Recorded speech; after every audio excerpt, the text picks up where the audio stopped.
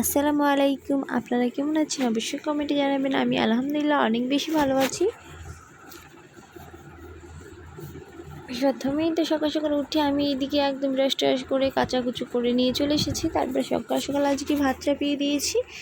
তারপরে এদিকে মেয়ের দুধও জাল দেবো। তারপরে দেখুন এখানে পেঁয়াজ ভেজে আমি আলু রান্না করছি।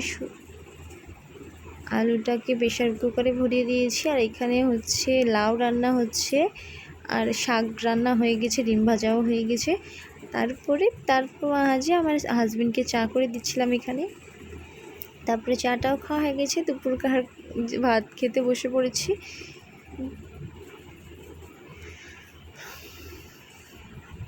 ভাত খাওয়া দাওয়া হয়ে গেছে একদম খুব সুন্দরভাবে, মানে মাছ দিয়ে ভাত খাচ্ছিলাম এখানে। তারপরে আমি তো আমাকে দেখাচ্ছিলাম আয়নাতে আমি খুব সুন্দরভাবে জামা পরেছি একটা পাস করা, তাই দেখাচ্ছিলাম।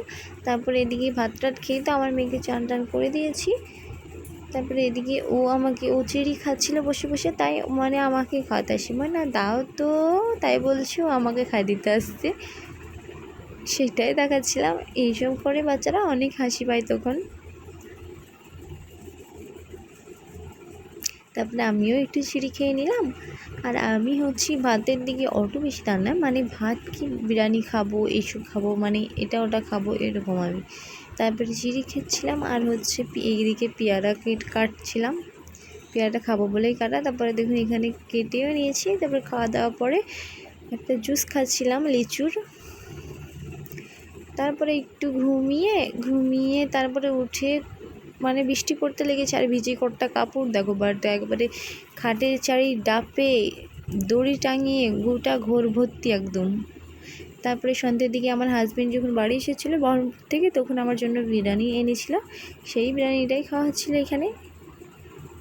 আমার হাজবেন্ড আর আমি খাচ্ছিলাম। তারপরে এখানে আনারস নিয়ে এসেছিলো, আনারসটাকেও ছিলে ওই কেটে দিচ্ছিলো। তারপরে বিকেলবেলায় সন্ধ্যের দিকে টিকুরি বানাচ্ছিলাম। টিকুরি বানিয়ে সবাই মিলে একদম একসাথেই খাওয়া দাওয়া করেছি। রাতে আর কিছু খাবো না, আজ অনেক কিছুই খাওয়া হয়ে গেছে। তারপর থেকে শরীর খারাপ হবে, নইলে বেশি কিছু খাওয়া হয়ে গেলে এমনিতে অনেক কিছু খাওয়া হয়ে গেছে। তারপরে রাতের দিকে একটা বিস্কুট খেয়ে ঘুমিয়ে গেছিলাম। এই ভিডিওটা যদি একটু ভালো লেগে থাকে অবশ্যই সাবস্ক্রাইব করবেন, লাইক করবেন, কমেন্ট করবেন। সবাই ভালো থাকবেন, সুস্থ থাকবেন। আল্লাহ হাফিজ।